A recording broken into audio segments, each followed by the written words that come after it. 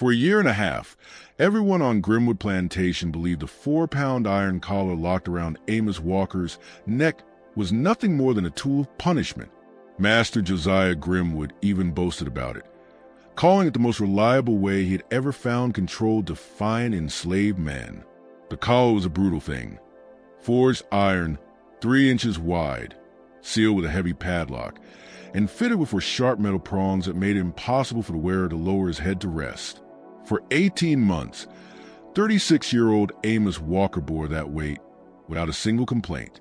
He bent over the Georgia cotton fields day after day, slept sitting upright against rough walls, and endured the slow decay of the skin on his neck as it festered into oozing, infected wounds. During that time, 9 different overseers were assigned to watch him. Each one was harsher than the last. All of them believed the collar had finally crushed whatever resistance Amos once possessed. But on the night of October 28, 1837, while head overseer Silas Dockery and his 8 underlings gathered inside the barn, drinking whiskey and planning the next public punishment, the truth revealed itself in a way none of them could have imagined. Amos Walker had not been broken by the collar. For 18 months, he had secretly strengthened his neck and shoulders by carrying that iron every waking moment, turning 4 pounds of metal from a symbol of domination into a lethal weapon. And for 18 months, he had watched, studied, memorized, and waited. Every overseer had a routine. Every overseer had a moment when his attention slipped. Every overseer would, in time, have his own collar. But to understand how a man could transform an instrument of torture into a device for execution, one must first understand the world that created both the collar and the man forced to wear it. That story begins on March 15, 1836, at Grimwood Plantation in Wilkes County, Georgia, the day Amos Walker arrived in chains. Grimwood Plantation sprawled across 3,200 acres of rich Georgia cottonland, deep within the heart of the Black Belt, that dark crescent of fertile soil stretching across the deep South where cotton thrived and slavery flourished without restraint. The plantation lay 12 miles northeast of Washington, the county seat, along the slow, brown waters of Fishing Creek. Josiah Grimwood owned 173 enslaved people who worked his fields from first light until well after sunset during the picking season. The plantation produced an average of 400 bales of cotton each year. Each bale weighed about 500 pounds, selling for roughly $60 on the Augusta market. The math was simple: $24,000 annually from cotton alone, not including corn, tobacco, or Grimwood's lucrative side trade of breeding and selling human beings. The main house rose 3 stories high, its white columns and wide verandas designed to capture whatever breeze drifted over surrounding fields. Along the western edge of the property stretched the slave quarters, 2 long rows of crude wooden cabins, each one packed with 8 to 10 people in spaces meant for half that number. Between the big house and the quarters stood the gin house where cotton was processed, the blacksmith shop where tools and restraints were forged, the smokehouse where meat was cured, and the whipping post where punishment was carried out in public, so every enslaved person could witness the cost of resistance. This was the world Amos Walker entered at the age of 34. He had been purchased at auction in Augusta for $900, a high price that reflected his size, strength, and reputation as an exceptional field hand. But Amos came with a note in the auction ledger that would seal his fate: rebellious. Previous owner reports 2 escape attempts. Recommend strict discipline and constant supervision. Josiah Grimwood read those words and smiled. He prided himself on breaking defiant slaves. In his 23 years as a plantation owner, he had built a reputation throughout Wilkes County for civilizing the most difficult cases. His methods were infamous, his cruelty unmatched, and his favorite tool was the iron collar. Amos Walker stood 6 feet 2 inches tall, his shoulders as broad as an ox yoke, his muscles hardened by decades of forced labor beneath the Georgia sun. His skin was dark as river clay, his hands thick with calluses and scars from a lifetime of picking cotton. His face was carefully controlled, unreadable, a mask of obedience perfected through survival. But his eyes, dark brown and unblinking, held something that no lash could destroy. There was intelligence there. There was awareness. There was memory, and buried so deeply that most never noticed it, there was rage. He had been born into slavery on a plantation in South Carolina, the son of an African-born mother who still remembered her homeland, and a father who died beneath an overseer's whip when Amos was only 7 years old. His mother taught him old knowledge in secret, how to read the stars, how to recognize plants that healed and those that killed, how to survive by appearing broken while remaining whole inside. She sang spirituals in the Gullah tongue, songs laced with hidden meanings about escape routes and safe places. She told him stories of African warriors who never surrendered, of revolts and uprisings, of men like Nat Turner, Denmark Vesey, and Gabriel Prosser. She taught him that slavery was not natural, not ordained by God as the preachers claimed, but an evil imposed by evil men. When Amos was 12, his mother was sold away. He never saw her again. That loss carved something hollow inside him, a void that slowly filled with cold, focused purpose. He taught himself to read by stealing discarded newspapers and studying them in secret. He learned how to plan by watching and waiting. He learned patience by enduring 2 decades of bondage without shattering. His first escape attempt came at the age of 28 in South Carolina. He managed to travel 70 miles north before the dogs caught his scent. His punishment was 50 lashes and a month in a hot box, a wooden crate barely large enough to sit in, left under the sun where temperatures climbed to 120 degrees. He survived. His second escape attempt came at 32. This time, he nearly reached the North Carolina border before slave catchers tracked him down. The punishment was 100 lashes and sailed to the deep south, where escape was nearly impossible and overseers were known for their brutality. That sail carried him farther away from freedom than he had ever been before, and it was that journey that brought him, in chains, to Grimwood Plantation, him to Augusta, and the auction carried him to Grimwood Plantation, and Grimwood Plantation led him to the Iron Collar. On his 3rd day at Grimwood, Amos made a mistake. An overseer named Marcus Webb ordered him to keep working through the noon break without water. The heat hung heavy near 95 degrees. Amos had already been picking cotton for 7 straight hours. His body needed water. His mind needed rest. When the bell rang to signal the break, and Webb told him to continue, Amos stopped. He did not raise his hands. He did not threaten. He simply stood still and looked the overseer directly in the eyes. He said nothing. That was enough. Webb reported the incident to Master Grimwood as open insubordination and defiance of direct order. That evening, Grimwood summoned Amos to the whipping post for public discipline. 25 lashes, meant to reinforce the hierarchy and remind everyone watching of their place. When Amos was tied to the post and the first lash split the air and tore into his back, he did not scream. He did not cry out. He made no sound at all. After 25 lashes, Grimwood was furious. The purpose of public punishment was not just pain, but fear. It was meant to break the spirit of the victim and terrify those who witnessed it. Silence was resistance. Silence was defiance. Silence could not be allowed. Grimwood ordered 50 more lashes. Amos remained silent. Blood ran down his back and dripped onto the dirt at his feet. The other enslaved people watched in horror and disbelief.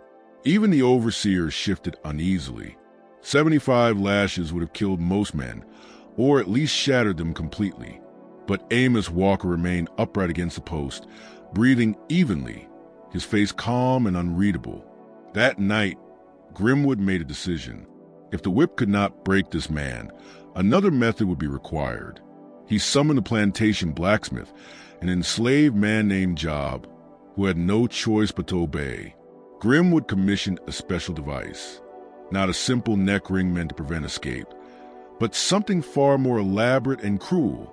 For pounds of forged iron, 3 inches wide, fitted with 4 sharp prongs that jutted outward and slightly upward. The prongs were positioned so that if the wearer tried to lower his head in any direction, they would dig into his shoulders, his chest, or the ground. Sleep would become impossible. Rest itself would become a form of torture. The collar was secured with a heavy padlock, and only Grimwood held the key. On March 20th, 1836, 5 days after Amos arrived at Grimwood Plantation, the iron collar was locked around his neck. Job the blacksmith wept silently as he hammered the metal closed. Amos stood perfectly still. When the lock snapped shut, Grimwood stepped close, his breath heavy with bourbon, his teeth stained with tobacco, and whispered, "You will wear this until you learn your place. You will sleep sitting up. You will work with this weight on your neck. And if you try to remove it, I will add chains to your ankles and wrists. Do you understand?" Amos Walker looked at Josiah Grimwood with those burning eyes and spoke for the first time since arriving at the plantation. His voice was deep, steady, and carried no trace of submission. "Yes, master, I understand." What Grimwood did not understand was the nature of the man he had just collared. He did not understand that Amos Walker had already endured tortures that would have destroyed lesser men. He did not understand that adding more physical burden to someone already enslaved can sometimes produce the opposite of submission. Sometimes it creates focus. Sometimes it creates purpose. Sometimes it turns suffering into fuel for something that will run until justice is achieved or the body finally fails. The first week wearing the collar was pure agony. The 4 pounds of iron pulled constantly at Amos's neck and shoulders. The prongs sliced into his skin whenever he moved too quickly or lost focus. At night, unable to lie down, he sat with his back pressed against the wall of the quarters, searching for positions that allowed even a few stolen moments of rest. The other enslaved people brought him water, shared food, slipped him extra rations, and helped however they could without drawing attention. One night, an elderly man named Abraham, who had survived 60 years in bondage, sat beside Amos and spoke in a low, weathered voice. He said he had seen men wear collars before. He had seen them broken by them, driven mad, killed by infection or exhaustion. But once, long ago, he had seen something else. He had seen a man who wore his collar like a crown, as if it were his choice, as if he were stronger than the iron itself. That man, Abraham said, frightened his master more than any open rebel ever had, because you cannot break what will not bend. You cannot break someone who has already decided he will not be broken. Amos listened, and he understood. The collar was not just punishment. It was opportunity. For pounds of iron permanently attached to his body. For pounds that could not be taken away. For pounds that, with time and training, could become something other than a burden. It could become a weapon. From that night on, Amos Walker began to change. In the cotton fields under Georgia's sun, he learned to work with the weight of the collar instead of fighting it. New muscles formed in his neck and shoulders to carry the load. He discovered how the prongs could be used. A sharp turn of the head turned them into stabbing points. A lowered head and forward charge made the collar a battering ram. If he gripped the edges with both hands and twisted, he could generate tremendous force. But physical adaptation was only part of the plan. The more important work was observation. Amos studied the 9 overseers who controlled field labor at Grimwood Plantation with the focus of a general planning a campaign. He memorized their routines down to the minute. He learned their habits, their weaknesses, their preferred cruelties, and the moments when they were alone. The head overseer, Silas Dockery, was a massive man with a thick face and a voice like crushed gravel. He carried a bullwhip, coiled at his belt, and used it freely on any enslaved person whose picking pace slowed. Dockery followed a strict routine. Every morning at exactly 6 o'clock, he walked alone through the cotton gin house, inspecting the machinery before the day's labor began. He was always alone during this inspection. Always. The second overseer, Marcus Webb, the man who had reported Amos for insubordination, was younger and even crueler. Webb took pleasure in violence. Beatings were entertainment to him, not merely discipline. He harbored a particular hatred for children. 3 times in the first month alone, Amos watched Webb whip enslaved children for minor offenses, such as dropping a tool or failing to address him with sufficient respect. Webb also had a habit of entering the slave quarters after dark to terrorize families. He always came alone, convinced that his authority was protection enough. The third overseer, John Pritchard, was thin, anxious, and visibly out of place. A failed farmer with no other prospects. He had taken the job out of desperation. Pritchard was a coward who only displayed cruelty when other overseers were present. When alone, he was timid and uncertain. Every evening at 7 o'clock, he checked the tobacco barn by himself, counting the cured leaves and recording inventory in a small ledger. The fourth overseer, Caleb Stone, was a sadist. He had been dismissed from 2 previous plantations for excessive brutality, and Grimwood had hired him specifically because of that reputation. Stone's favorite punishment was hamstringing, cutting the tendons in a slave's legs to cripple them permanently. He carried out this torture in the blacksmith shop, where the forge would be used to cauterize wounds. He always worked alone, because even the other overseers found his methods disturbing. The 5th through 9th overseers were younger men, apprentices learning the trade of slave management. They usually traveled in pairs, overseeing smaller work gangs. But Amos noticed that each of them experienced at least one moment of isolation every day, during meals, personal errands, or late-night patrols. For 18 months, Amos gathered this information. For 18 months, he strengthened his body beneath the collar's weight. For 18 months, he maintained the appearance of a broken, obedient man while planning 9 killings with careful, methodical precision. And for 18 months, no one suspected a thing, not Master Grimwood, who believed the collar had civilized his rebellious slave. Not the overseers, who saw Amos as a defeated man too crushed to pose any danger. Not even the other enslaved people, who loved Amos but feared for his mind under the collar's relentless torment. Yet there were small signs, visible only to those who knew how to look. Abraham, the elderly man, noticed that Amos no longer complained about the collar at all. A young woman named Sarah, who brought him water in the fields, noticed that his neck muscles had grown thick and powerful, like the trunks of young trees. Job the blacksmith, who had forged the collar with tears in his eyes, noticed that Amos sometimes touched the iron almost gently, as if it were no longer a burden but a part of him. The truth was that Amos Walker had achieved something extraordinary. He had transcended his torture. The collar no longer defined him as a victim. He had redefined it as a weapon, and he waited patiently for the moment to prove it. That moment arrived on October 28, 1837, when a rare alignment of circumstances created the perfect opportunity for justice. Master Grimwood had traveled to Savannah on business, taking his wife and the house servants with him. They would be gone for 4 days. The plantation was left entirely in the hands of head overseer Silas Dockery and his 8 subordinates. Without Grimwood's presence, the overseers grew careless.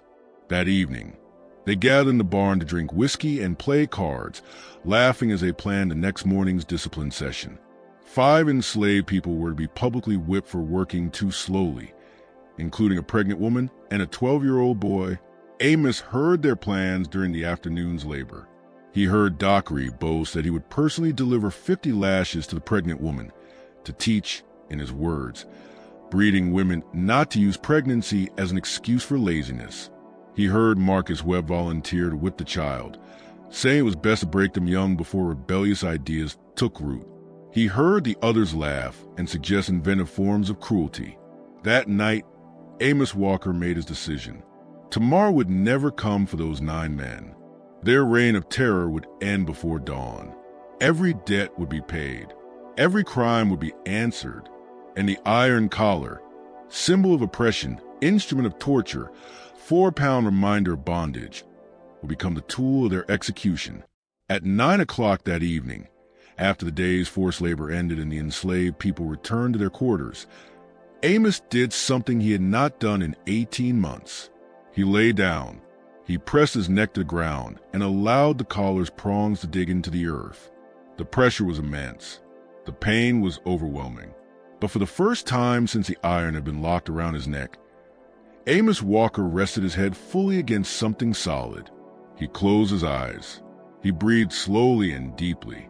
He felt the weight of the iron pressing down, and he smiled, because tomorrow that weight would crush throats instead of shoulders.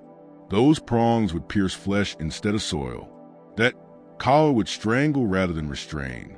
Justice was coming, and it wore 4 pounds of forged iron like a crown. At 10 o'clock, Amos rose and moved silently toward the barn, where the 9 overseers were still drinking and laughing. The October moon hung full and bright over the Georgia fields, casting long shadows across the cotton rows. Amos moved like one of those shadows, decades of survival teaching him how to walk without sound.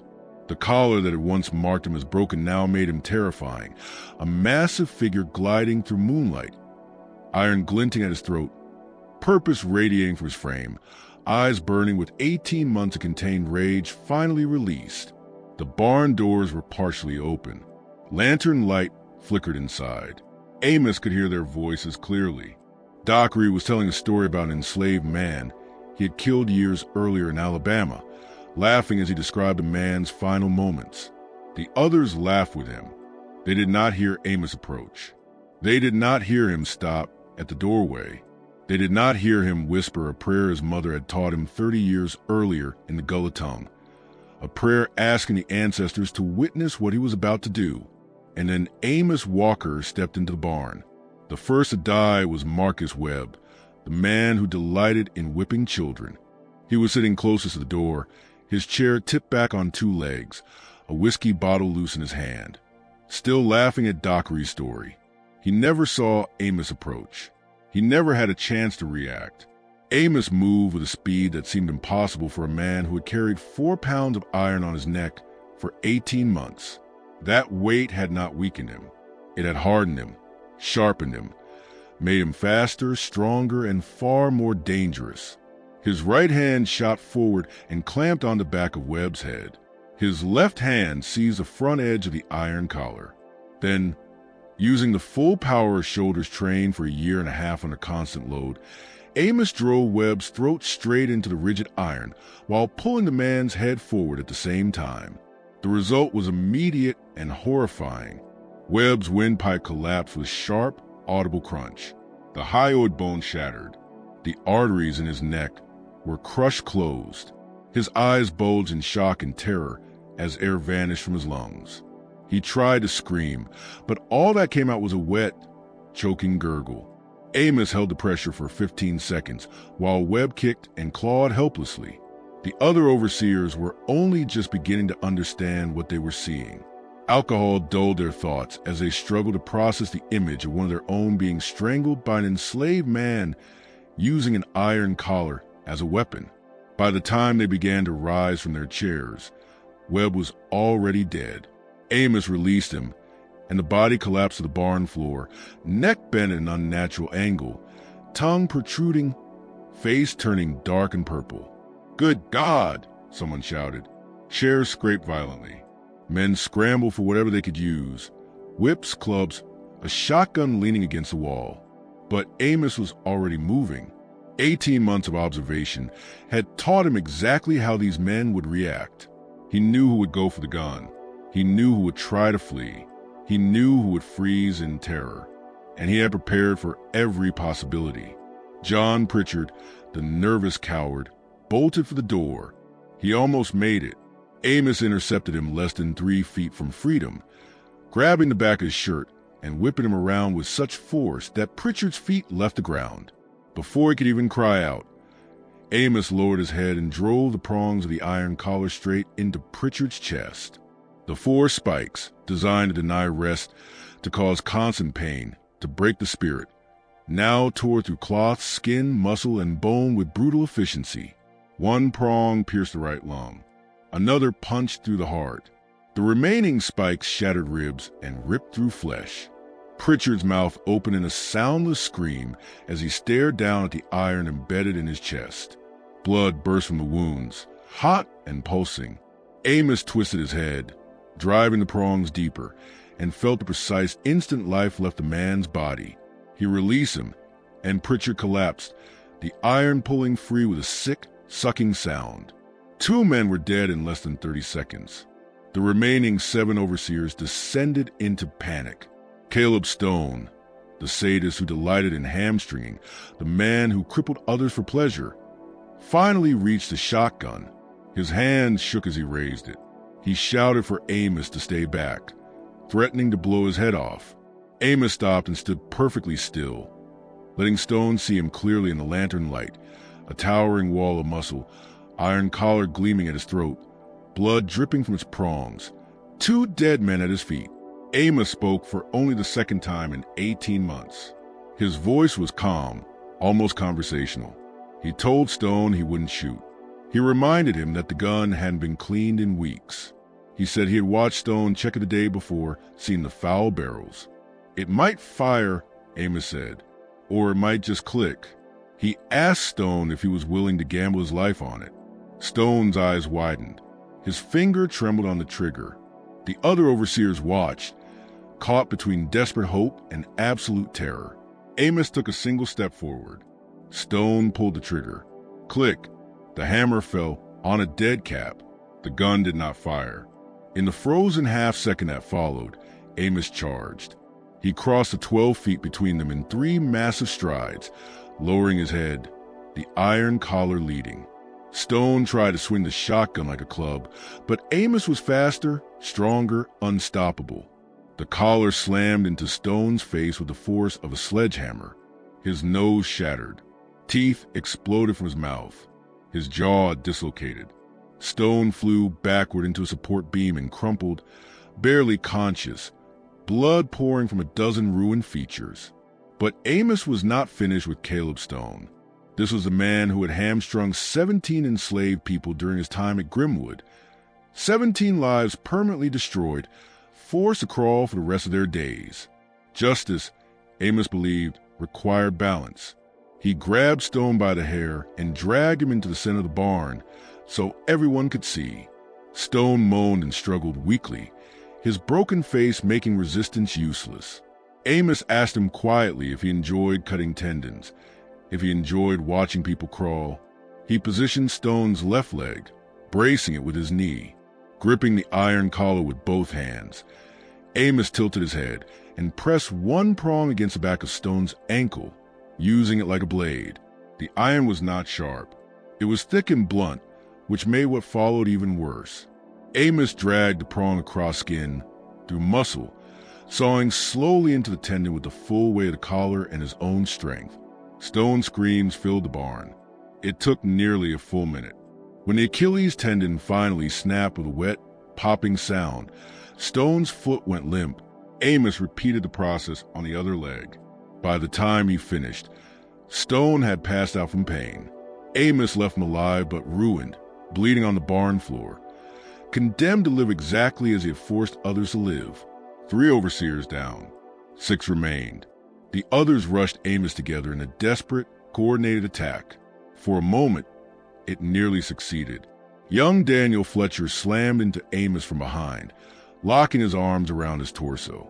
Peter Lawson aimed a vicious kick at Amos's knee. Thomas Grant swung a heavy wooden club toward his head. For an instant, they had him pinned, but they had forgotten about the collar. Or perhaps they had never truly understood it at all. Amos bent sharply forward, using Fletcher's weight against him. The iron prongs on the front of the collar drove backward into Fletcher's arms. Fletcher screamed and released his grip. Amos spun instantly, caught Peter Lawson's extended leg, and yanked hard. As Lawson fell, Amos brought his full weight down on the man's knee. The joint bent sideways with a sickening crack. Lawson shrieked and collapsed, clutching the ruin of his leg. Thomas Grant's club slammed into the side of Amos's head.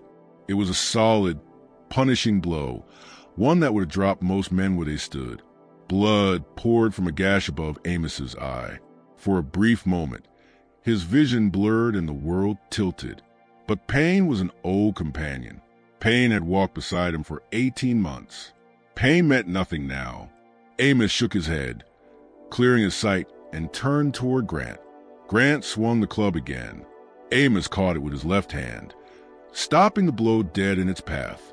With his right hand, he seized the back of Grant's neck and hauled him forward while lowering his own head at the same time. Grant's face slammed into the iron edge of the collar beneath Amos's chin. The impact shattered Grant's nose, split his lips, and broke his front teeth. Amos forced Grant's head lower, folding him forward, then wrapped both arms around Grant's skull in a crushing grip. He pressed Grant's throat firmly against the iron collar's edge, using it like a garrote. Grant fought desperately, kicking and clawing at Amos's arms. But Amos did not move. The iron crushed Grant's windpipe slowly. This death took longer than Webb's, nearly a full minute of choking, convulsing, and desperate attempts to breathe air that would never come. When Grant finally went limp, Amos released him and let the body fall to the barn floor. Daniel Fletcher was clutching his punctured arms, blood streaming through his fingers as he tried to stop it. Peter Lawson rolled on the ground, sobbing, both hands wrapped around his shattered knee. Neither man posed any threat now. Amos left them where they were and turned his attention to the last 3 overseers who had not yet engaged him. Silas Dockery, the head overseer, and 2 others, Robert Church and Samuel Pike. They had backed away toward the far end of the barn, trying to create distance. Dockery still held his bullwhip. Church and Pike had grabbed pitchforks from a rack of tools. They formed a crude defensive line, weapons raised, terror written plainly across their faces, but desperation making them dangerous. "You're dead, Amos," Dockery said, forcing authority into his voice, though it cracked despite his effort. "You know that, don't you? Even if you kill all of us, you're dead. They'll hunt you down. They'll torture you for weeks before they kill you. They'll make an example that'll scare every slave in Georgia." Amos Walker smiled. It wasn't a grin, and it wasn't amusement. It was a small, cold expression without humor. He told Dockery he had been dead for 36 years. Dead since the day he was born into slavery. "You cannot kill what is already dead," he said. But Dockery was about to learn what dying truly felt like. Amos advanced. Dockery snapped the bullwhip, the same weapon he had used on hundreds of enslaved people, the symbol of his authority and cruelty. The whip cracked through the air toward Amos's face. But Amos had watched Dockery use that whip for 18 months. He knew the timing, the reach, the rhythm. He knew exactly where it would land. As the leather wrapped toward him, Amos raised his left arm and let the whip coil around his forearm. The tip cut into his skin, drawing blood. He ignored it. Amos pulled. Dockery, caught completely off guard, stumbled forward as Amos reeled him in like a fisherman hauling a line. Before Dockery could let go of the handle, Amos closed the distance. He seized Dockery's whip hand and twisted it behind the man's back in one smooth, practiced motion. Dockery cried out. Amos stepped in close behind him and wrapped his right arm around Dockery's throat. The iron collar pressed hard against the back of Dockery's skull. "This collar," Amos whispered, his mouth near Dockery's ear, "has been on my neck for 18 months. 18 months of agony. 18 months of sleeping sitting up. 18 months of pain every time I moved. And I want to thank you for it, because this collar is what's going to kill you now." Amos tightened his arm into a chokehold while pulling Dockery's head backward against the rear edge of the iron collar. The pressure was overwhelming. Dockery thrashed wildly, his greater size meaningless against Amos's leverage and the strength forged over 18 months. The iron dug into the base of Dockery's skull, crushing blood vessels, cutting off oxygen. Dockery's face flushed red, then darkened to purple. His eyes bulged, his tongue pushed out between his teeth. He made wet, choking sounds as his body failed. Amos held the choke for a full minute after Dockery stopped moving, ensuring the head overseer was truly dead. Then he released him and let the body collapse to the floor. Robert Church and Samuel Pike broke. They dropped their pitchforks and ran for the barn doors. They burst into the moonlit yard and sprinted toward the big house, screaming for help that would never arrive. Master Grimwood was in Savannah. The house servants were with him. The only people left on the plantation were 173 enslaved men and women, none of whom intended to interfere. Many watched from the windows of the quarters. Many saw the 2 overseers running for their lives, chased by a man wearing an iron collar and carrying vengeance in his hands. Amos caught Robert Church halfway to the house. Church tried to fight, throwing wild, desperate punches that Amos absorbed without reacting. Amos seized Church by the throat with his left hand and lifted him completely off the ground. Church's feet kicked uselessly in the air. His hands clawed at Amos's wrist.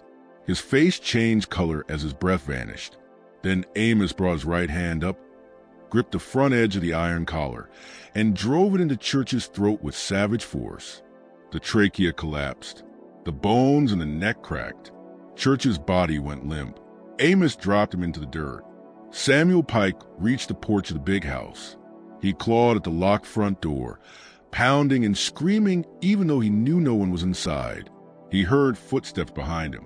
He turned and saw Amos Walker climbing the porch steps slowly and deliberately, his body smeared with blood, the iron collar gleaming at his throat. Relentless, Pike pulled a knife from his belt, a small blade usually used for cutting tobacco. He raised it with shaking hands and warned Amos to stay back. Amos stopped at the top of the steps. He looked at Pike. Then he looked at the knife. Then he looked back at Pike.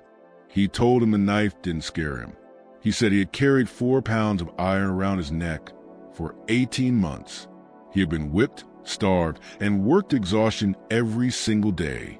And Pike thought a little knife was going to stop him now. Then Amos advanced. Pike stabbed. The blade sank into Amos's left shoulder, nearly 2 inches deep. Amos did not even flinch. He grabbed Pike's knife hand, twisted sharply, and broke the wrist. Pike screamed. Amos wrenched the knife free, then gripped the collar with one hand, lowered his head, and drove the iron prongs into Pike's stomach.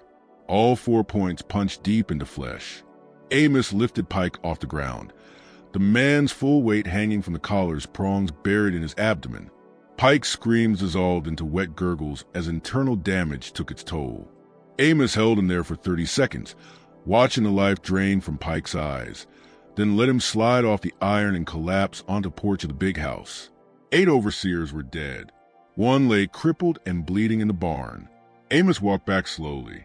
His body ached. The knife wound and his shoulder throbbed. The blow to his head had left him concussed. Blood covered him from head to toe, some of it his own, most of it belonging to 9 overseers. He felt pain, but it barely registered. It was insignificant compared to the weight of justice delivered, debts paid, symmetry achieved. Inside the barn, Caleb Stone had regained consciousness and was trying to crawl toward the door, dragging his ruined legs behind him and leaving a thick trail of blood. Daniel Fletcher sat slumped against the wall, his punctured arm still bleeding. Peter Lawson had passed out from the pain of his shattered knee. Amos stood in the barn doorway, his silhouette framed by moonlight, the iron collar catching the light. He looked at Stone crawling helplessly across the floor. This was the man who had crippled 17 people and enjoyed watching them crawl. The symmetry was perfect. Amos decided to let him live. Let him crawl for the rest of his life. Let him experience exactly what he had inflicted on others. But Fletcher and Lawson were different. They were younger overseers, not yet as monstrous as the others, but still guilty, still complicit, still instruments of oppression. Amos walked to Fletcher first. The young man looked up at him with wide, terrified eyes and begged for his life, saying he had a wife and a baby daughter. "So did I," Amos said quietly. He said he had a mother who was sold away, a father beaten to death, friends who were whipped, raped, worked to death, sold like livestock. Everyone had people they loved. That had not stopped Fletcher from whipping children. It had not stopped him from taking part in torture. Amos placed his hands on either side of Fletcher's head and forced the man's throat against the edge of the iron collar. Fletcher struggled briefly, then went limp. Amos held the pressure for another 30 seconds to be certain. Peter Lawson lay unconscious, his body in shock. Amos knelt beside him. For a moment, he considered mercy. He considered letting this one live. Then he remembered the pregnant woman scheduled for 50 lashes the next morning. He remembered the 12-year-old boy marked for whipping. He remembered every enslaved child who cried themselves to sleep under overseers like Lawson. Mercy was a luxury slaves were never given. Mercy was something the powerful granted. And tonight, Amos was powerful. He pressed the iron collar into Lawson's throat and held it there until the pulse stopped. 9 overseers were dead. every one of them killed using the iron collar. The instrument of torture had become an instrument of justice. Each death had used the collar differently. Strangulation, stabbing, crushing blows, garroting, but always the collar. Always the 4 pounds of iron Josiah Grimwood had locked around Amos Walker's neck. Believing it would break him, it had not broken him. It had forged him. It had made him stronger, deadlier, inevitable. Amos walked out of the barn into the October night. The moon still shone bright. The cotton field stretched silver under its light. For the first time in 18 months, Amos Walker lay down. He lay on the grass outside the barn and pressed his neck into the earth, letting the collar's prongs dig into the ground. The iron pressed down on him, but it felt different now. It felt like victory. It felt like justice. It felt like freedom, not freedom from slavery, not yet, but freedom from helplessness, freedom from being a victim, freedom from submission. Across the plantation, enslaved people emerged from their quarters. They gathered slowly and cautiously, forming a circle around Amos. Abraham, the old man, approached first. He knelt beside Amos and placed a weather hand on his shoulder.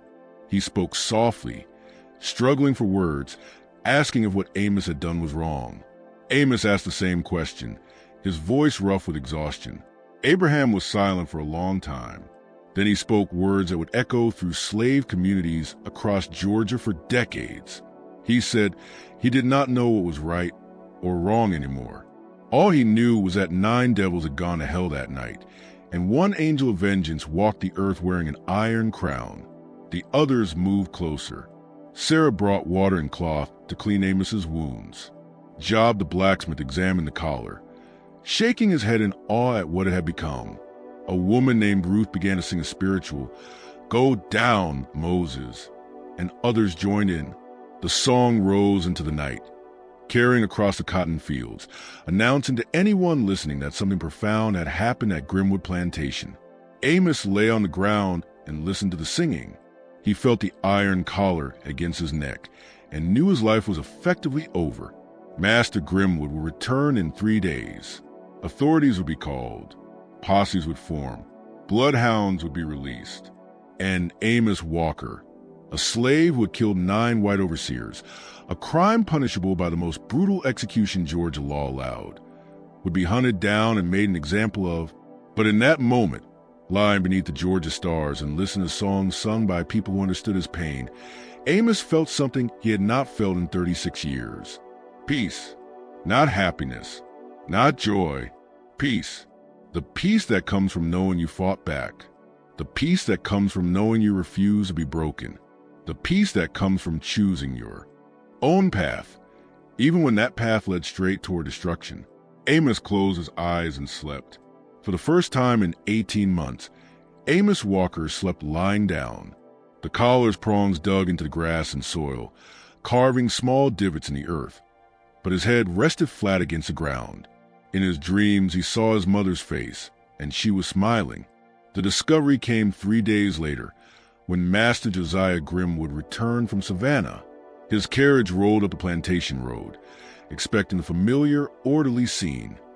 Cotton fields alive with labor, overseers shouting commands, the entire plantation machine running smoothly and profitably. Instead, he was met with silence. The fields were empty. No overseers were visible. The barn door stood open. Something was terribly wrong. Grimwood stepped down from his carriage, leaving his wife inside as he approached the barn with caution. The smell reached him first, thick, metallic, nauseating, blood and death. He pushed the doors wider and stepped inside. What he saw there would haunt him for the rest of his life. 9 bodies lay before him. Some were sprawled across the barn floor. Others lay outside, all dead, each marked by extreme violence. His overseers, the men he trusted to run his plantation, to control his human property, to maintain order, had been slaughtered.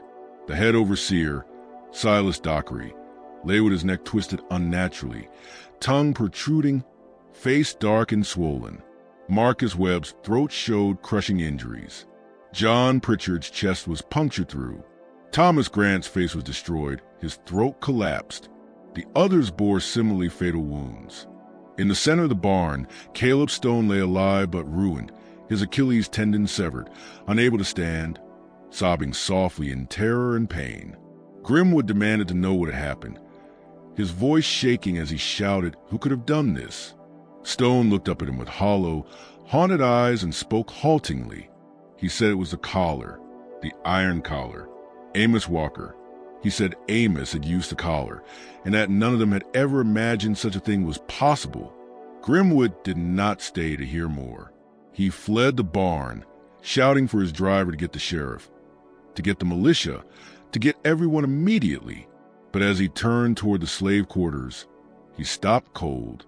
All 173 enslaved people stood outside, arranged in silent, organized rows facing the big house. No one moved. No one spoke. And at the front of that human formation stood Amos Walker. The iron collar was still locked around his neck, stained with blood, but he stood tall. His eyes were fixed on Master Grimwood, filled with defiance and calm acceptance in equal measure. Grimwood stared at his slaves. They stared back.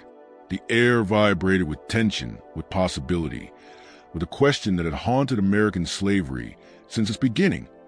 What happens when the oppressed refuse to be oppressed? What happens when the enslaved decide they will be enslaved no more? Grimwood broke first. He retreated to his carriage and ordered his driver to race to Washington to raise the alarm and summon help. As the carriage fled down the Plantation road in a cloud of dust, Amos Walker and 173 newly freed souls watched it disappear. What followed was inevitable.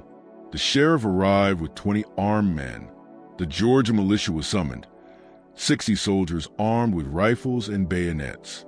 Posses formed from neighboring plantations, slave owners terrified that rebellion might spread. Bloodhounds were brought in from 3 different counties. By nightfall on the 3rd day after Grimwood's return, Grimwood Plantation was surrounded by more than 100 armed white men, all determined to recapture the slaves and execute Amos Walker. But the slaves did not run. They did not hide. They stood their ground in the cotton fields, armed with tools, hoes, axes, hammers, whatever they could find. They knew they could not win. They understood the military force arrayed against them was overwhelming. But Amos Walker's act of vengeance had changed something deep inside them. It had shown them that resistance was possible, that fighting back was an option, that dying on your feet was better than living on your knees. The standoff lasted 3 days. Negotiators came and went, trying to convince the slaves to surrender.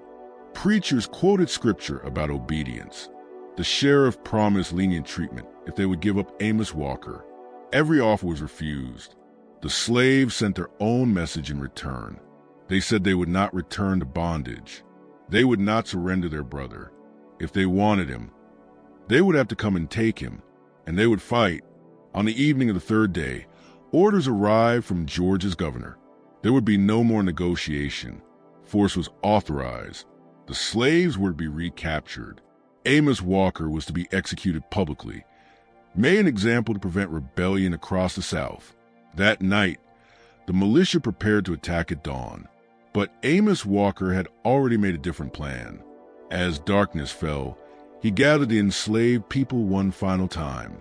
He stood before them, the iron collar still locked around his neck, and spoke with quiet authority. He told them they had shown courage over the past days, more courage than anyone had ever demanded of them. But he said that if the soldiers attacked in the morning, many would die. Their children would die. That would not be justice. That would be slaughter. They told him they would not surrender him. Abraham spoke for them all, saying they would not give him up after what he had done for them. Amos told them they would not have to. He said he would walk out alone that night and surrender himself. They would execute him, but the others would live. They would return to Plantation, yes, back into slavery, but alive. Their children would live, and someday, maybe someday soon, slavery would end. When it did, they would be alive to see freedom. That, he said, was worth more than dying the next day in a battle they could not win. They protested. They argued. They begged him not to go. But Amos was resolute. He had made his choice. Justice had been delivered. 9 overseers were dead. He had shown that slaves could fight back, could resist, could turn the tools of oppression into weapons of liberation. That was enough. His story would spread. Other enslaved people would hear about the man who wore an iron collar and use it to kill his tormentors. That story would inspire resistance for decades to come. His death would have meaning. At midnight, Amos Walker walked alone away from Grimwood Plantation toward the militia lines. He carried no weapon. His hands were raised. The iron collar caught the moonlight as he moved. Soldiers spotted him and lifted their rifles. Officers shouted commands. Torches flared to life. And Amos Walker, once enslaved, now a legend, walked steadily forward into the light. "I am Amos Walker," he called out in a strong, clear voice. "3 days ago, I killed 9 overseers at Grimwood Plantation. I surrender myself for trial and for whatever punishment Georgia law demands. But let it be known, I am not sorry. I am not repentant. Those 9 men terrorized innocent people. They tortured. They murdered. They destroyed families. What I did was justice. Not the law's justice. Not a white man's justice. But justice all the same. And if I could do it again, I would." They seized him at once. Chains were locked around his wrists and ankles. The iron collar was left in place, partly because no one had the key, and partly because it had become so inseparable from Amos that removing it felt somehow wrong. He was taken to the jail in Washington and imprisoned under heavy guard to await trial. The trial became a spectacle, held at the Wilkes County Courthouse. It drew onlookers from across Georgia. Plantation owners came to witness the fate of a rebellious slave. Abolitionists from the North sent reporters to document every moment. Enslaved people from nearby plantations were forced to attend as well, a deliberate attempt to terrorize them into obedience by showing the cost of resistance. The verdict was never in doubt. Amos had confessed. The evidence was overwhelming. The only question was how he would die. Georgia law allowed several methods for executing enslaved people: hanging, burning at the stake, or a newer punishment known as breaking on the wheel, in which the condemned person's limbs were systematically shattered with iron bars before death. The judge chose hanging, but with a specific modification. Amos Walker would wear the iron collar to his execution. It would remain locked around his neck during the hanging. The symbolism was intentional. The collar Amos had turned into a weapon would serve its original purpose one final time, as an instrument of oppression. The execution was scheduled for November 10th, 1837, 2 weeks after the killing of the 9 overseers. It would take place publicly in the town square of Washington. Attendance was mandatory for all enslaved people within 20 miles. They would be forced to watch. On the morning of November 10th, Amos Walker was led from his cell in chains, the iron collar still secured around his neck. He had lost weight during his imprisonment, and the collar hung slightly looser now, no longer biting as deeply into his flesh. The wounds from a night of violence had mostly healed, leaving scars behind. His face showed no fear and no regret, only calm acceptance. The gallows stood 12 feet tall in the center of the square. A massive crowd had gathered, hundreds of white spectators eager to see order restored, and more than 200 enslaved people compelled to attend. Amos was led up the steps to the platform. The hangman placed a noose over his head, the rope settling just above the iron collar. A preacher offered to say final prayers. Amos declined. "Any last words?" the sheriff asked. Amos Walker looked out over the crowd. He saw white faces filled with satisfaction. He saw black faces filled with sorrow and something else as well, perhaps pride, perhaps recognition, perhaps understanding that resistance sometimes demands sacrifice. "I wore this collar for 18 months, Amos said, his voice carrying across the silent square. "It was meant to break me, to teach me my place, to remind me every moment of every day that I was property, not a person. But it didn't break me. It taught me something else. It taught me that oppression is a choice. That submission is a choice. And that resistance is also a choice. I chose resistance. I chose justice. I chose to turn this collar from a symbol of slavery into a weapon of liberation, and I would choose it again. He paused and looked directly at the enslaved people forced to witness his death. To my brothers and sisters in chains, remember this collar. Remember that tools of oppression can become weapons of freedom. Remember that we are not property. We are people. We have dignity. We have rights. And someday, maybe not today, maybe not this year, but someday we will be free. Until then, resist in small ways, in large ways, in any way you can. Resist, because the Master's greatest fear is not that we will rebel. It's that we will refuse to be broken. That's what this collar taught me. And that's what I want you to remember. The sheriff gave the signal. The hangman pulled the lever. The trapdoor opened. Amos Walker fell. But something went wrong. The rope was too long. Or his weight had been misjudged. Or perhaps some force beyond human planning intervened. Instead of his neck breaking cleanly in a swift, merciful death, Amos dropped far enough that his feet struck the ground. The noose tightened above the iron collar, choking him slowly rather than killing him instantly. He stood on his toes, gasping for air, the rope and the collar working together to strangle him. The crowd gasped. The hangman froze, unsure how to respond. Procedure demanded that the condemned hang suspended until death, but Amos's feet touched the ground, turning the execution into prolonged torture. For 5 minutes, Amos Walker struggled on his toes. The rope and the collar crushed his throat. His face darkened to purple. His eyes bulged. His body convulsed. Enslaved people watching wept openly. Some white spectators turned away, disturbed by the drawn-out suffering. Finally, after what witnesses later described as the longest 5 minutes of their lives, Amos Walker's legs failed. His weight pulled him down far enough for the noose to tighten fully and finish what had begun. He hung there at last, suspended, the iron collar clearly visible around his neck, the rope drawn tight above it. His body swayed, slightly in the cold November breeze. And then he was still.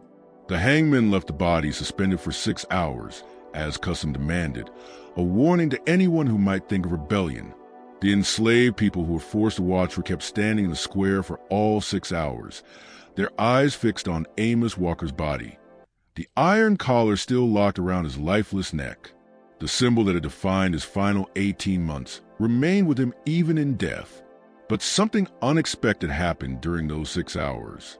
What was meant to terrify began to transform into something else entirely. The enslaved people watching did not see a warning. They saw a victory. Yes, Amos had been executed. Yes, the law had asserted its power. But Amos had also won. He had transformed his collar. He had killed 9 oppressors. He had proven that resistance was possible. He had died unbroken and unbowed. His final words were a call to continued resistance. His death became the death of a martyr. His collar became a symbol of transformation. When the 6 hours finally ended and the enslaved people were released to return to their plantations, something had shifted. They walked differently. They carried themselves differently. The terror the authorities hoped to instill had backfired. Instead of crushing resistance, Amos Walker's execution ignited it. Word of what happened at Grimwood Plantation spread across the South through the complex communication network enslaved people had built over generations, what they called the grapevine telegraph. Traveling slaves carried the story from plantation to plantation. Hired-out laborers shared it in towns and cities. Visiting preachers whispered it in hush harbors, the secret gatherings where enslaved people worshiped beyond the eyes of their masters. With each retelling, the story grew, shifted, and hardened into legend. In Virginia, enslaved people added new verses to old spirituals, singing lines about walking with Walker, wearing his iron crown and bringing the master down. In South Carolina, the tale of the iron collar became a cautionary story told to young overseers. Watch the quiet ones. Watch the strong ones. Watch the ones you think you've already broken.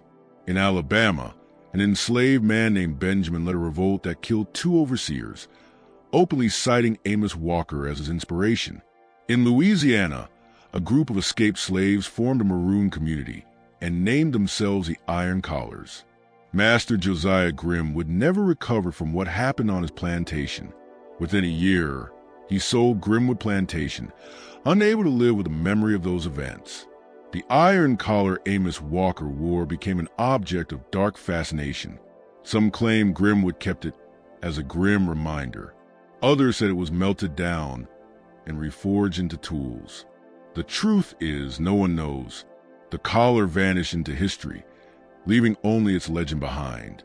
The 173 enslaved people who witnessed Amos's vengeance and stood with him during the 3-day standoff were eventually scattered, sold to different plantations across Georgia, and deliberately separated to prevent organized resistance. But they carried the story with them. And the story did what stories always do.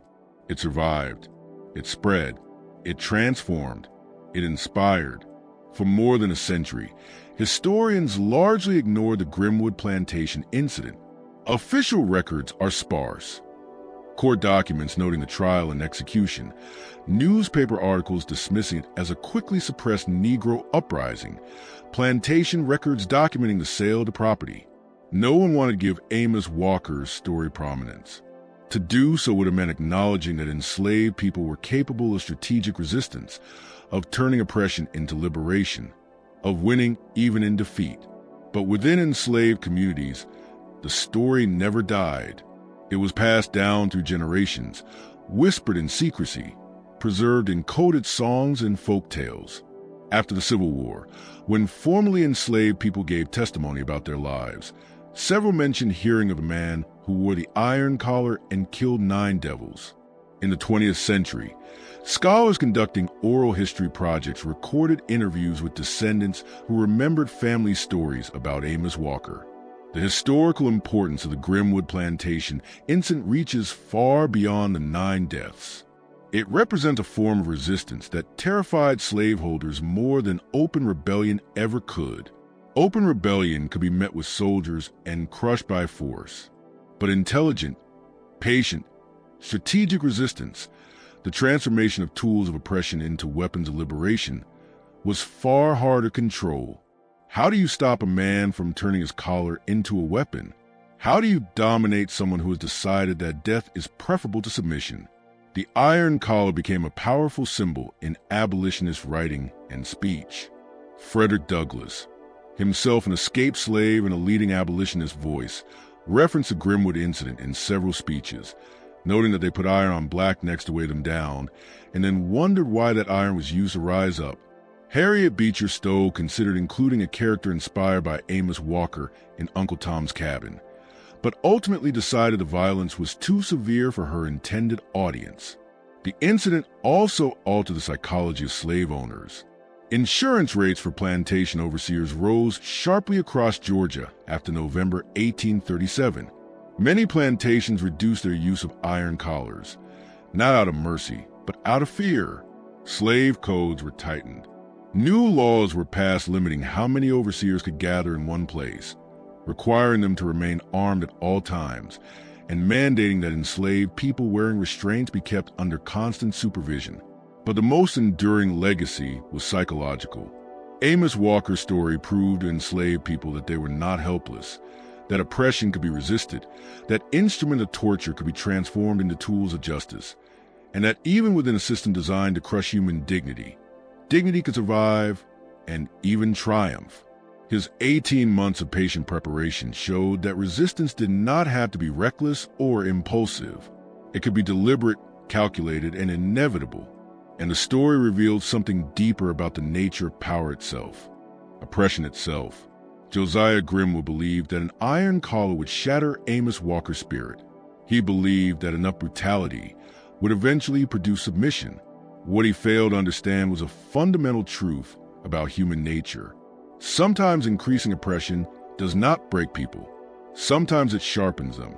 Sometimes it transforms them into exactly the weapon the oppressor fears most. That truth echoes through American history. The pattern of turning tools of oppression into instruments of liberation repeats itself across decades and centuries. Enslaved people used their masters' own laws to fight for freedom. Civil rights activists used nonviolent resistance to expose brutality to the world. Modern movements have reclaimed slurs and symbols once meant to demean, transforming them into sources of pride and power. Amos Walker's strategy of transformation endures. His story reminds us that systems of oppression carry within them the seeds of their own destruction. Every tool of control, every instrument of torture, every symbol of submission can be repurposed. The collar meant to break him became the weapon that liberated him. The 18 months meant to destroy him created the strength to resist. The execution meant to terrorize became martyrdom that inspired. We remember Amos Walker not simply because he killed 9 men, though he did, and they earned their deaths through cruelty, but because he refused to accept the identity oppression tried to impose on him. We remember him because he turned suffering into strategy, because he proved that enslaved people were not helpless victims, but thinking, planning agents of resistance and justice, and because he died unbroken. The iron collar Josiah Grimwood locked around Amos Walker's neck on March 20th, 1836 was meant to remain there until Amos learned his place. It stayed until November 10th, 1837, not because Amos learned submission, but because he taught his oppressors theirs. He taught them that every enslaved person wearing a collar was potentially a warrior wearing armor, that every field hand was potentially a general planning campaigns, that every body that looked broken might contain an unbreakable spirit. In the final accounting, 9 white men died and 1 black man was executed. By the law's calculation, justice was served and order restored. The system continued. But by another calculation, the one made by enslaved people across the South who heard this story and felt something shift inside them, something else happened. 9 devils went to hell, and 1 angel of vengeance went to glory.